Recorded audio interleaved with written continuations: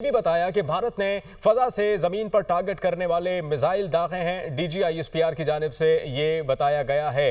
ये इंतहाई बड़ी और ख़बर है। DGISPR की जानिब से जो प्रेस कॉन्फ्रेंस की गई है और उसमें ये बताया है कि भारत ने अफगानिस्तान पर भी मिसाइल दागे हैं, ड्रोन हमला भी किया गया है।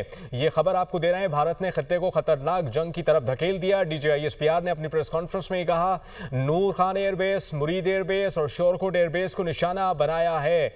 और उनकी जानिब से यह भी बताया गया है कि जो नुकसान हुआ है वो कोई भारत को ऐसा लगता है कि उनका पाकिस्तान का उन्होंने नुकसान कर दिया इन तमाम तरह एयरबेसेस को निशाना बनाकर। अलबत्ता DGISPR ने इसकी क्लियर जो कंफर्मेशन की है वो यही की है कि भारत की इस कार्रवाई में पाकिस्तान का कोई नुकसान नहीं हुआ, कोई किसी भी एयरबेस को नुकसान नहीं हुआ। अलबत्ता wait and watch. Adeel Warraich Islamabad से हमें ज्वाइन कर रहे हैं। अदील, दूसरी प्रेस कॉन्फ्रेंस रात के इस पहर DGISPR की, क्या चल रहा है जुड़वा शहरों में, शहर इक़्तिदार में?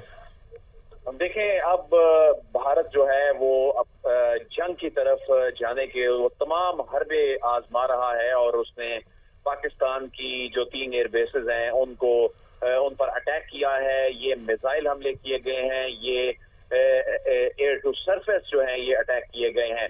तो इस पे ये जो DGISPR की अब तक की अहम तरीन ये जो गुफ्तगू थी उसकी रीजन ये है कि वो जिस अंदाज में उन्होंने कहा है कि अब भारत हमारे रद्द अमल का इंतजार करे, यानी ये बड़ा वाज़ेह है कि गुज़िश्ता 24 घंटों से जिस तरह से भारत जो ड्रोन के जरिए अटैक कर रहा था और उसको न्यूट्रलाइज किया जा रहा था, अब उसने बाकायदा मिसाइल दागे हैं और एयरबेसेस को निशाना बनाया है।